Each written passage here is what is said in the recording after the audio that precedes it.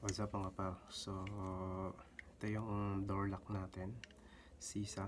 Ang brand niya is Sisa. Made in Italy. So, ito yung mga type ng mga lock na European lock. So, bali bubuksan natin to kasi ito ayaw gumalaw, nag-lock out siya kasi nung pininturahan nila, bali may pumasok na pintura dun sa loob. So, masikip na siya. So, kahit anong susi ko, ayaw niya magbukas. So, ngayon bubuksan natin to, tapos kikisisin natin ang liha. And then yun, para matanggal yung pintura, para gumalaw siya. So ito wala namang problema, gumagana to. Ito lang ang problem natin. So bubuksan natin siya. So gamit itong dalawang screw na to, using screwdriver. So bali dito natin siya bubuksan. So mag-ingat nga lang pala kayo kung bubuksan nyo to, kasi minsan dahil may mga spring to na malakas, pwedeng tumalsik sa inyong mga mata. So I suggest na gumamit din kayo ng protector. So ito yung gamit ko para sa mata. Okay, so suot natin yun. Bubuksan na natin.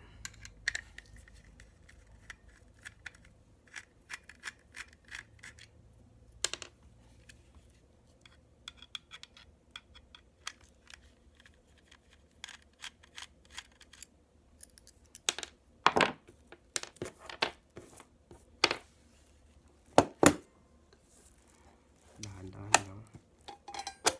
Yun, tumutunog yung mga spring. Yun.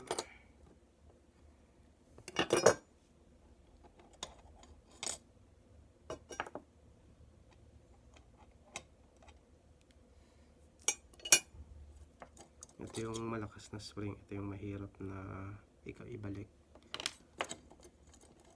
So tatandaan nyo lang yung mga location ng spring or ng mga parts para alam nyo kung saan sila ibabalik. Ayan.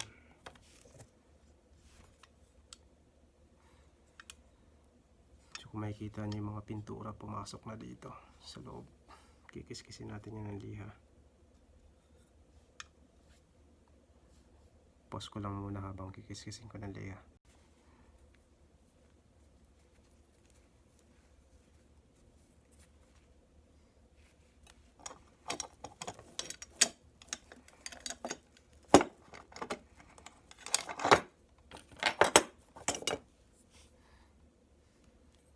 Yan, kita nyo may mga pintura.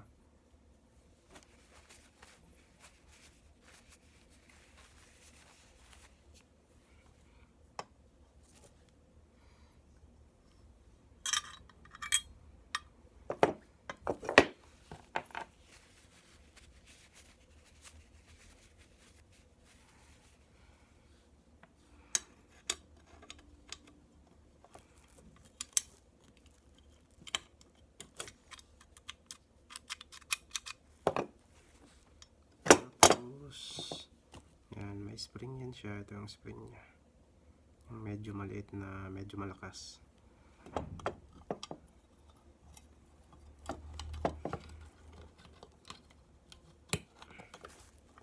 Yan.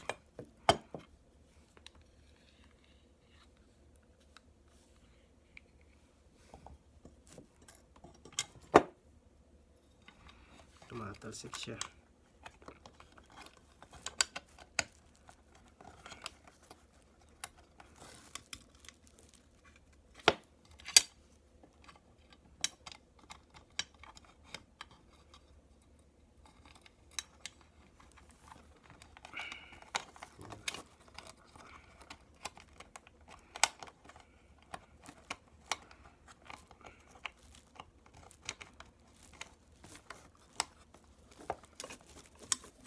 So ang tandaan nyo rito, dapat lumalabas yung part na to dito pag tinulak nyo.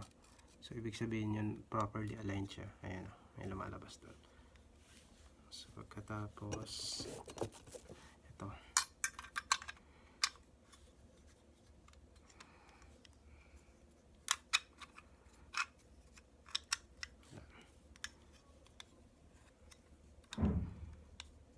ayan. And then ito yung lock nya, may butas doon. So sa sentro mo lang.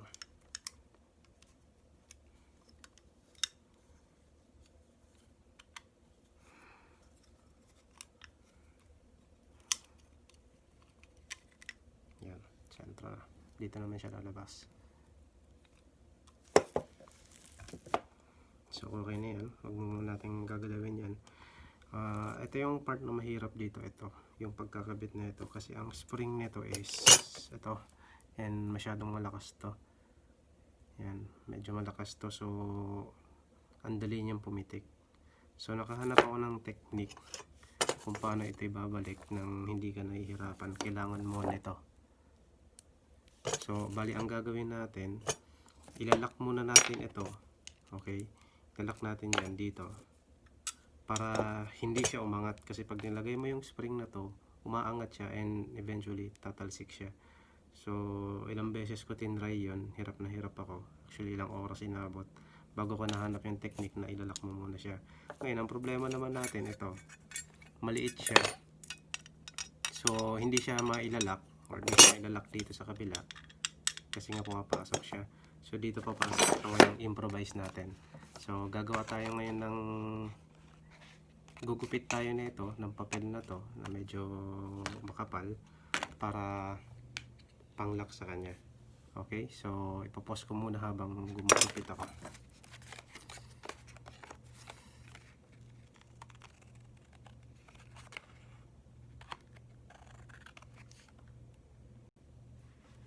Ayan, tapos ko na siyang gupitin, and then binutasan ko na rin siya using itong screwdriver na to.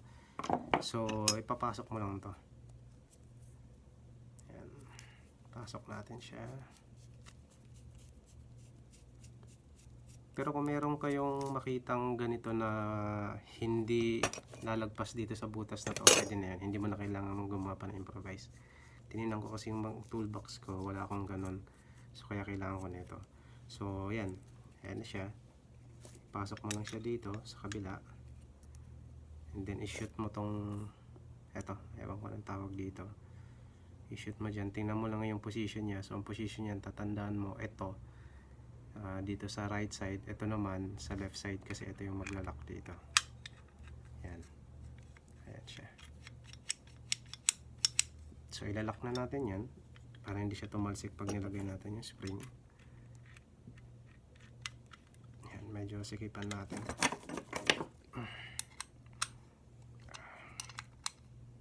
Papansin niyo itong kabila, hindi na yan masyado pa problema kasi medyo stable yan. Ayan. So make sure na medyo masikip siya. Huwag na sobrang sikip kasi dahil nga papel lang yon, baka naman masira. Ayan. So okay pa rin to. Okay pa rin yan. So ipoposition na natin. Ito.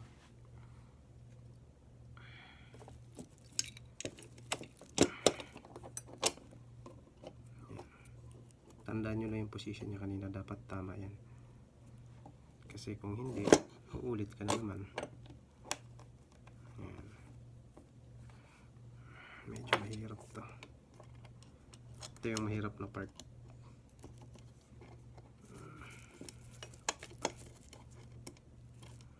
Ayan. So ganyan yung mechanism yan, and then may spring to na malambot lang dito yan, pero mamaya na natin ilalagay. Uunahin natin to, itong matigas na spring. So sa paglalagay na to, unahin mo lang yung sa loob doon, tapos gumamit ka ng flat screwdriver kasi matigas siya.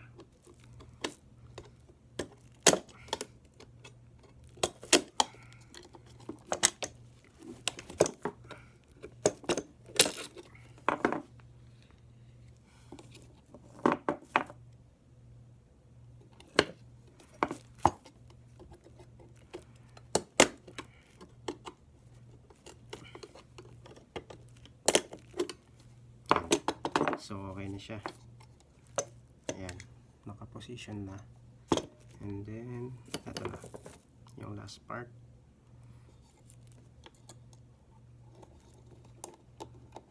Ayan. Tapos ito na yung mahaba, yung nagti-trigger sa part na to para magbukas. Okay, nakabit natin siya doon. So ganyan yung mechanism niyan, tutulak niya to. Ayan. And then yung lock na ito.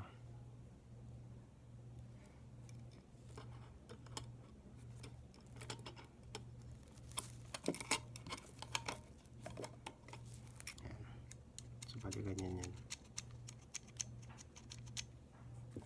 Ayan, so pwede na natin i-close. Check muna natin. Ayan. Make sure na lagi nakasuot ang salamin, ha, kasi baka tumalsik anytime. So close natin. Okay na ang parts, kompleto, dahan-dahan.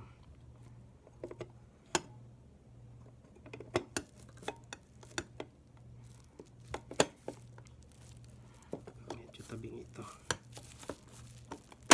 Yan. Okay. Okay lahat. Tutulak ko lang to konti. Ayan.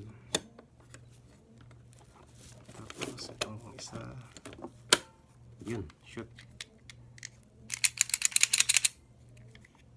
I-lock ko muna isang beses.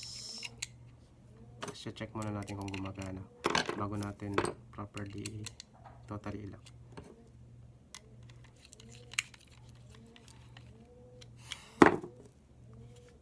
Yan, ito yung susi niya. Check muna natin.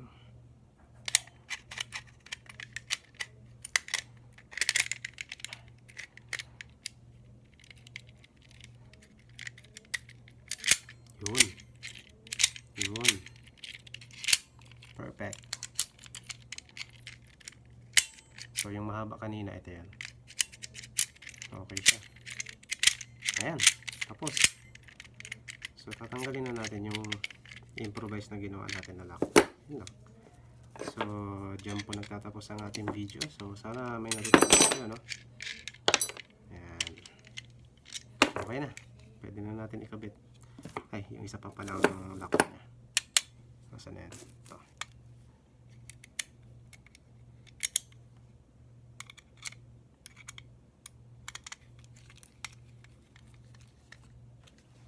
Okay. Ayan na po. Salamat.